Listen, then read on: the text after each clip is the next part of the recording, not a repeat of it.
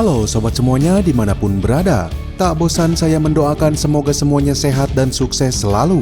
Kali ini saya akan membahas salah satu film kisah nyata yang terjadi pada awal terpecahnya Perang Dunia II. Secara garis besar film ini mengisahkan tentang semangat patriotik pasukan Polandia di wilayah basis pertahanan Westerplatte saat melawan gempuran serangan invasi pihak Jerman. Kala itu wilayah Westerplatte diprediksi hanya mampu bertahan selama 12 jam saja. Tapi karena semangat juang tentara Polandia mempertahankan wilayahnya, akhirnya Jerman baru berhasil menguasai wilayah itu dalam waktu 7 hari.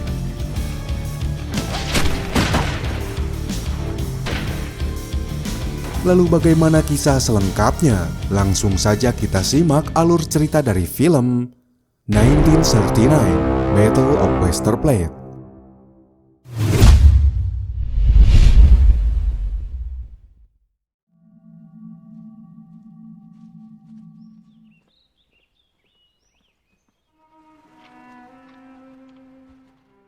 Berlatar pada akhir Agustus 1939, terlihat seorang kolonel bernama Wyszenty Sobocinski yang merupakan komisaris umum di Departemen Angkatan Darat Polandia mendatangi kantor dinas militer seorang mayor bernama Henryk. Dia merupakan salah satu perwira Angkatan Darat Polandia yang menjabat sebagai komandan di wilayah pelabuhan semenanjung Westerplatte, tepatnya di kota Danzig, Polandia.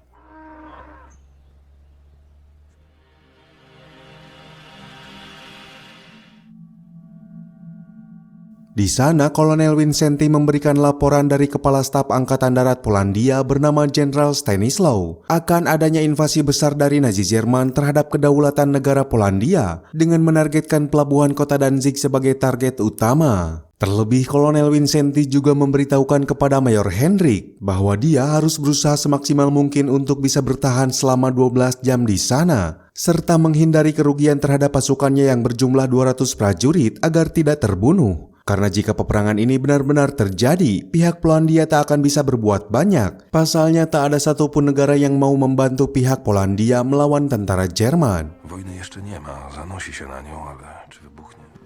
Wiem, siostro, że zostałaś tylko z mamą. Tak jak i wszyscy moi podkomendni. Untuk itu, Kolonel Wyszenty memberikan hak sepenuhnya kepada Mayor Henryk untuk mempertahankan wilayah Westerplatte bagaimanapun caranya. Walaupun sebetulnya pembicaraan ini penuh dengan kerahasiaan, karena jika pembicaraan ini sampai bocor, tentunya akan menurunkan mental pasukan Polandia yang diketahui akan diinvasi oleh Jerman. Na placówce nikt nie może o tym wiedzieć. Że to, o czym rozmawialiśmy, zostanie między nami. Beberapa hari kemudian pada pagi hari tanggal 1 September 1939, kondisi di markas depot transit militer Polandia kala itu sedang dalam keadaan hening. Hingga setelah beberapa menit berselang, terdengar suara tembakan dari meriam-meriam kapal perang Schleswig-Holstein Jerman yang menyerang dari arah utara perairan Polandia dan meluluhlantahkan wilayah benteng pertahanan Westerplatte. Kejadian itu pula yang menjadi tanda bahwa perang antara Jerman dan Polandia sudah dimulai, hingga situasi pun seketika berubah menjadi mencekam.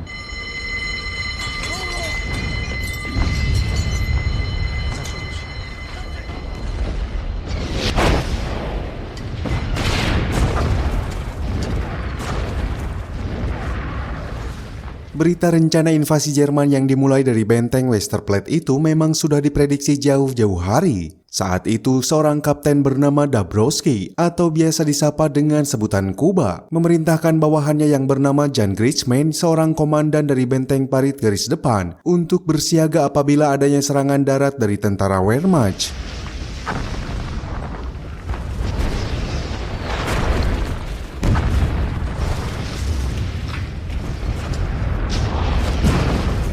Di tempat lain, Angkatan Darat Polandia bersiap membawa alutsista berupa artileri tipe Polandia Polowa untuk melancarkan serangan balasan kepada pihak Jerman. Di saat yang sama pula, pasukan Jerman yang berjumlah sekitar 1 kompi bermunculan satu persatu. Mereka mulai memasuki area benteng parit Polandia dan seketika kontak senjata terjadi begitu sengit.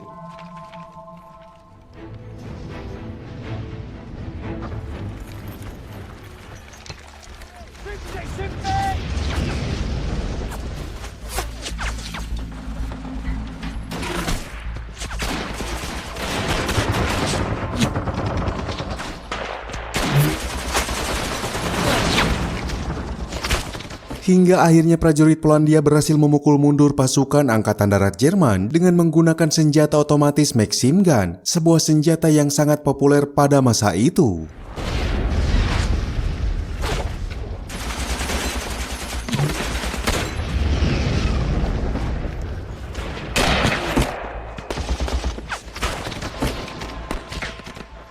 Invasi pertama Jerman terhadap Polandia kala itu benar-benar merupakan serangan terbesar yang dicetuskan pada saat Adolf Hitler pertama kali berkuasa. Dengan cepat pasukan Jerman menerjunkan prajurit-prajuritnya dari mulai pelabuhan sampai pesisir pantai Westerplatte. Tapi di waktu itu pula Polandia juga sudah melakukan antisipasi dengan membuat garis pertahanan parit di berbagai titik garis depan untuk membendung pasukan Jerman.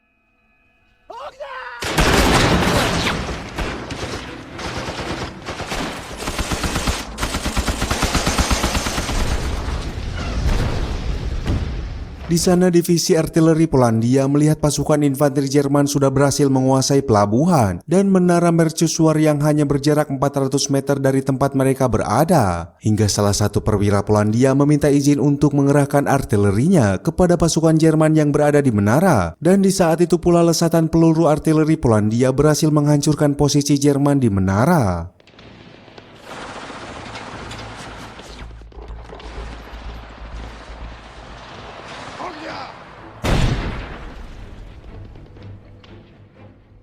Beberapa menit kemudian kontak senjata pun mulai mereda. Tapi hal tak terduga terjadi setelah tembakan meriam serta senjata otomatis dari kapal perang Jerman kembali melakukan serangan yang membuat pasukan Polandia yang berada di parit garis depan harus bertahan dari gempuran itu. Tetapi nasib nahas terjadi pada divisi artileri Polandia yang harus terkena ledakan serangan tersebut. Dan lebih parahnya lagi, sebagian pasukan divisi itu harus melarikan diri dari medan perang dan menyebabkan sang komandan harus kecewa pada prajuritnya.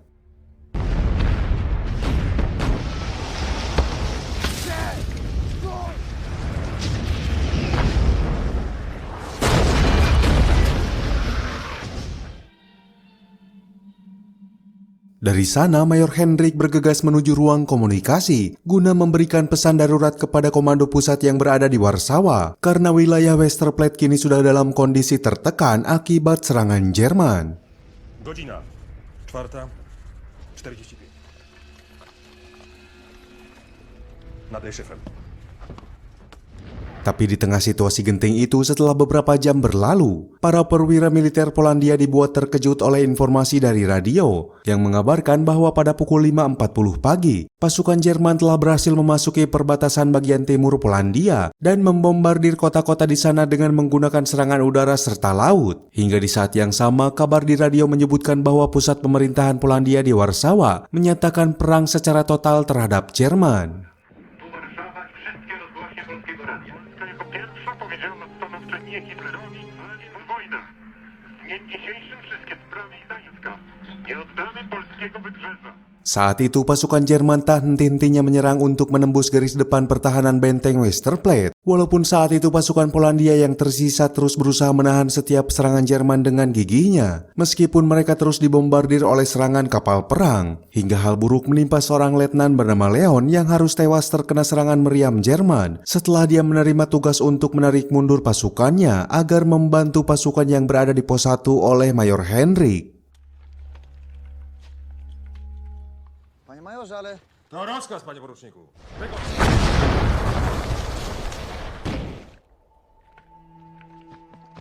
Atas hal itu pula, pasukan Jerman berhasil menembus benteng parit yang berada di garis depan. Tetapi pertahanan Polandia di pos 1 yang dikomandoi oleh Butler tak bisa dianggap remeh, karena disitulah pasukan Polandia berhasil membunuh pasukan Jerman satu persatu.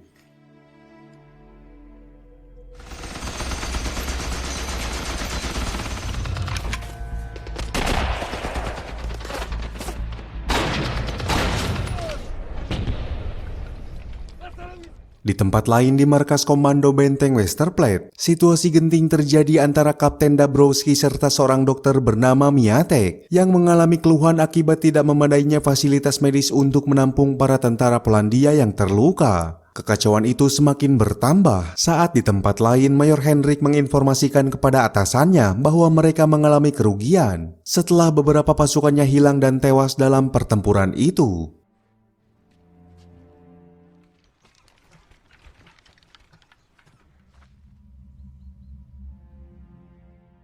Terlebih Mayor Hendrik yang sadar bahwa pasukannya tak akan pernah mendapat bantuan, tak mau mengambil resiko lebih besar lagi. Meskipun Butler menuntut agar dia beserta pasukannya menyerang secara ofensif untuk merebut kembali pos prom yang telah dikuasai pihak Jerman.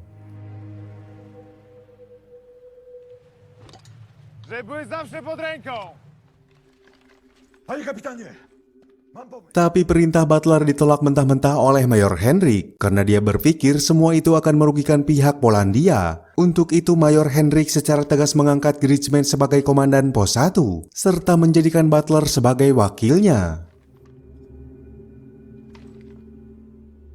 To jest rozkaz, zrozumiano? Tak jest.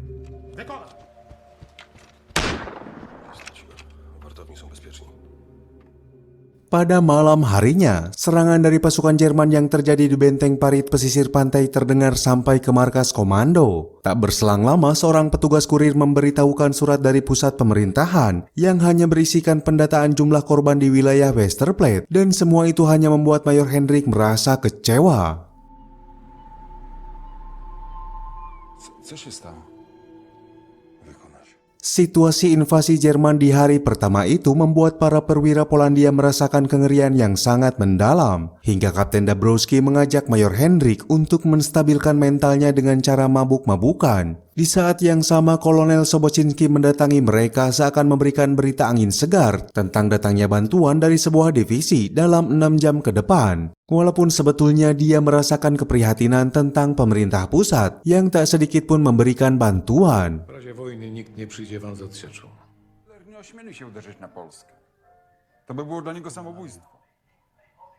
Na te smutki. Keesokan harinya, Mayor Hendrik memerintahkan bawahannya untuk memberikan ransum kepada seluruh pasukannya, karena memang dia sangat peduli pada pasukannya yang rata-rata masih berusia muda. Terlebih dia juga tak tahu hari kedua invasi ini akan terjadi seperti apa. Dan tak berselang lama, suara letusan peperangan itu akhirnya dimulai kembali.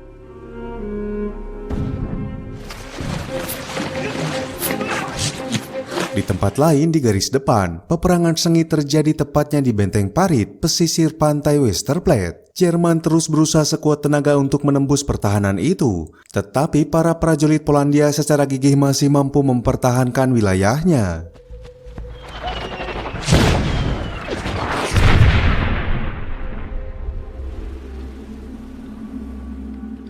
Setelah beberapa jam kemudian, terlihat pesawat pengintai Jerman melintas di langit Westerplatte. Momen itu seakan menjadi angin segar bagi kalangan prajurit Polandia yang mengira itu adalah pesawat bantuan dari pemerintah pusat. Tapi ternyata di saat yang sama, konvoi pesawat tukik Jerman tipe Junkers Ju-87 melintas di sana dan seketika membombardir benteng-benteng di wilayah tersebut.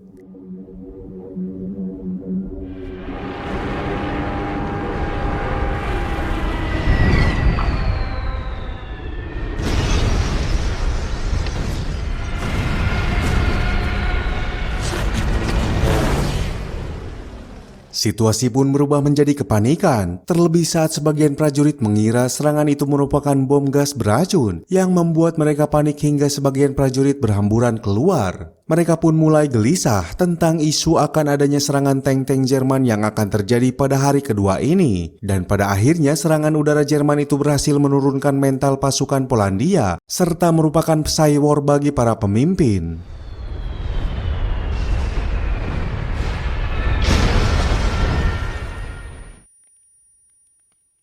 Gdzie? Do niewoli. Prędzej pod sąd. Tak sedikit pasukan muda Polandia yang menjadi korban dari serangan udara itu. Dan atas situasi itu pula pihak Angkatan Darat Jerman berhasil menembus garis pertahanan parit di pesisir pantai. Kejadian ini membuat Mayor Hendrik semakin panik dan merasa buntu untuk memikirkan cara mengatasi strategi Blitzkrieg Jerman itu. Hingga dia pun segera memerintahkan bawahannya untuk mengibarkan bendera putih kepada pihak Jerman. Walaupun aksi itu berhasil digagalkan oleh Kapten Dabrowski.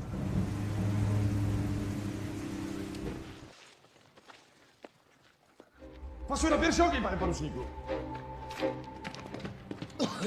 Piątki nie ma. Wszyscy nie żyją. Skąd ty tutaj? Kondisi itu membuat sang kapten naik pitam. Dia sangat kecewa pada semuanya yang segampang itu menyerah kepada musuh. Situasi kepanikan dan ketakutan itu memang tak bisa dibayangkan bahkan oleh seorang perwira sekalipun. Semua itu terlihat saat Mayor Hendrik sudah tak mampu mengendalikan kondisi psikisnya yang menyebabkan dia mengalami kejang tak terkendali.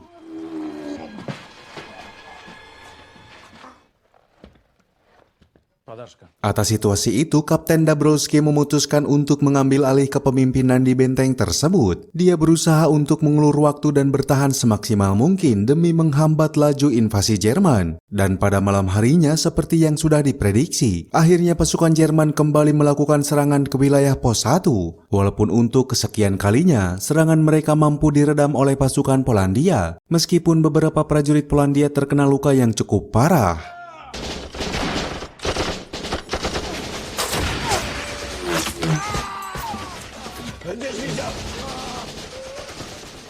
Keesokan harinya di hari ketiga, invasi Jerman ke Polandia masih berlanjut. Kali ini serangan difokuskan dari kapal-kapal perang Jerman yang berjejer dengan bebas di perairan utara Polandia. Saat serangan itu juga, kondisi kesehatan Mayor Hendrik mulai membaik, walaupun kabar tak menyenangkan terdengar dari sejumlah perwira di garis depan, yang mengabarkan bahwa Jerman saat ini telah mengerahkan pasukannya untuk terus maju dengan strategi serangan kilat, hingga berhasil menaklukkan sejumlah kota dan menargetkan kota Danzig sebagai sasaran berikutnya. Wehrmacht wchodzi dziś do Gdańska.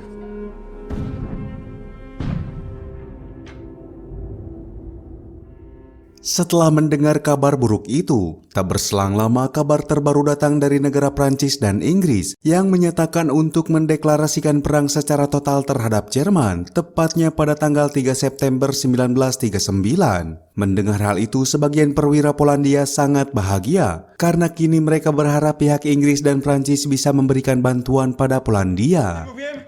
Stefan, poinformuj załogę. Niech żołnierze wiedzą, że nie... Co słychać, panie Karol? Tetapi berita deklarasi itu tak membuat Jerman ciut sedikit pun. Mereka terus menggempur benteng pertahanan Westerplatte siang dan malam demi bisa terus maju menuju ibu kota. Di saat yang sama, prajurit-prajurit di Pos 1 telah benar-benar kehilangan mental mereka hingga kekacauan terjadi yang membuat mereka saling mengancam dan bertengkar satu sama lain.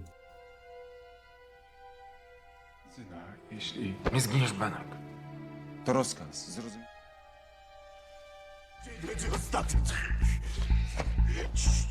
Jan Griezmann yang mengetahui kejadian itu merasa tak terima hingga keadaan berubah menjadi perkelahian antar pemimpin. Di tengah kekacauan itu, hal tak terduga terjadi dari arah luar, yang ternyata pasukan Jerman telah berhasil melewati dan merebut basis pertahanan Pos 1. Tapi berkat informasi dari benteng pusat, mereka langsung memberikan informasi mencengangkan itu kepada para perwira, yang membuat mereka seketika berdamai dan kembali memberi perlawanan kepada pihak Jerman.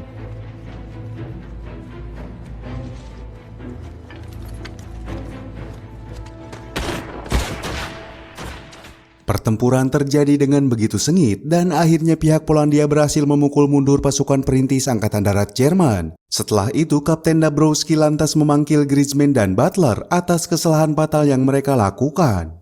Tapi tindakan itu tak berarti menghentikan kekacauan, karena di tempat lain kesalahan fatal kembali terjadi saat pasukan Polandia ternyata saling melakukan penyerangan dengan pasukan mereka sendiri. Karena saat itu di antara mereka mengira bahwa itu adalah pasukan Jerman, hingga kekacauan itu telah sampai kepada Kapten Dabrowski, yang akhirnya secara berat hati, para perwira terpaksa diperintahkan untuk mengeksekusi mereka sebagai hukuman serta pelajaran pada prajurit lain. A co mam? Rozstrzelać swoich ludzi?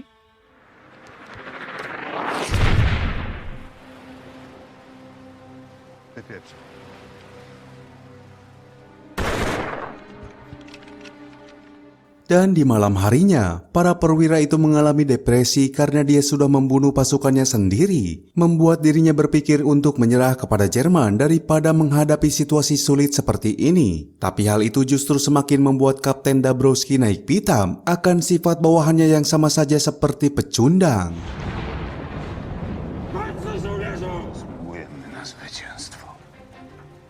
Waktu ke waktu terus berlalu.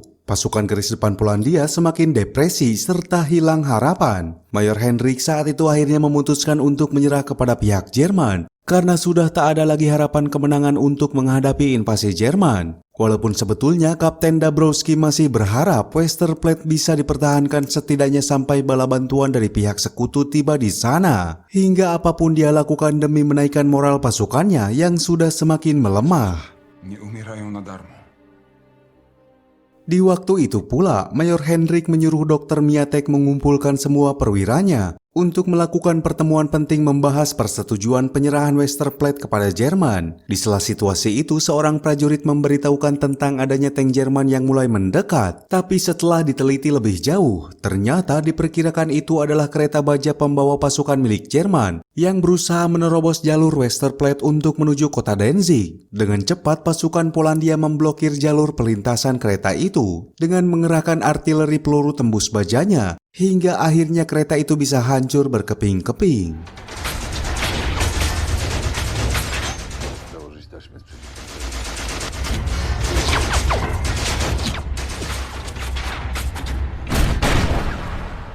Walaupun ternyata kereta itu merupakan kereta pembawa bahan bakar yang sengaja disabotase untuk membakar wilayah hutan tersebut. Atas hal itu, Butler meminta pergantian prajurit kepada markas komando, tetapi permintaan itu ditolak oleh Kapten Dabrowski karena prajurit Polandia yang berada di markas komando Westerplatte telah berkurang secara drastis. Setelah kejadian itu, rapat darurat kembali dilakukan oleh Mayor Hendrik untuk membahas pertahanan mereka yang semakin melemah. Saat itu Mayor Hendrik kembali mengajak perwiranya sepakat dalam satu suara untuk memutuskan menyerah kepada Jerman. Panie poruczniku. Ranni powinni się jak najszybciej znaleźć w szpitalu, powtarzam to od kilku. Uważam, że rano powinniśmy ogłosić kapitulację. Tetapi keputusan itu ternyata membuat Kapten Dabrowski merasa kecewa akan sikap Mayor Hendrik. Dan atas rasa kecewanya, dia meminta Mayor Hendrik untuk membunuhnya agar tak ada lagi penghalang yang selalu menghambat keputusannya. Tapi atas sifat gigih dan pantang menyerah dari seorang Kapten Dabrowski inilah yang seketika membuat hati Mayor Hendrik menjadi luluh. Hingga akhirnya dia mengizinkan Kapten Dabrowski untuk mempertahankan Westerplatte sampai titik darah penghabisan.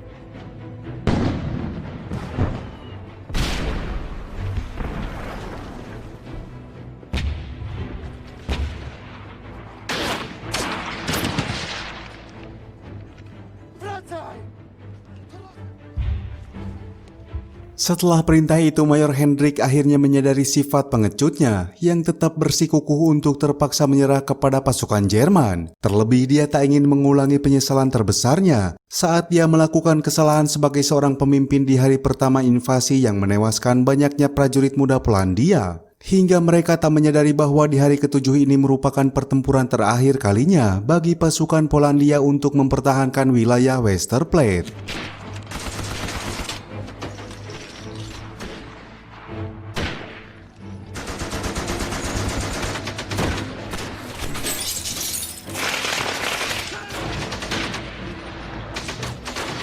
Dengan berat hati, Mayor Hendrik memberikan informasi kepada seluruh komandan yang berada di basis pertahanan Westerplatte untuk menyerah secara sukarela kepada Jerman. Karena kota-kota yang berada di dekat kawasan itu sudah jatuh dan juga dikuasai oleh pihak Nazi. Walaupun seruan perintah menyerah itu tadi diindahkan oleh sebagian prajurit muda Polandia, dan mereka memilih mati dengan harga diri di medan perang daripada menyerah dengan rasa malu.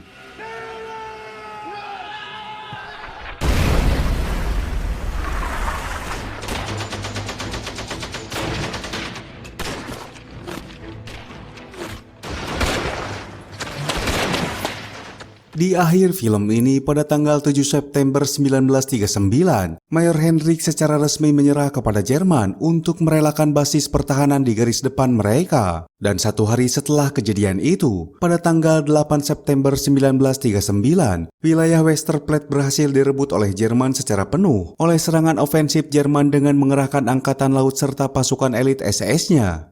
Dari sini kita bisa mendapatkan pesan yang sangat penting, bahwasanya dalam peperangan itu tak akan ada sekutu abadi yang selalu diharapkan bisa membantu kita saat keadaan susah. Yang ada hanyalah kepentingan pribadi demi tujuan mereka masing-masing. Hingga dengan ini pula, film ini akhirnya tamat.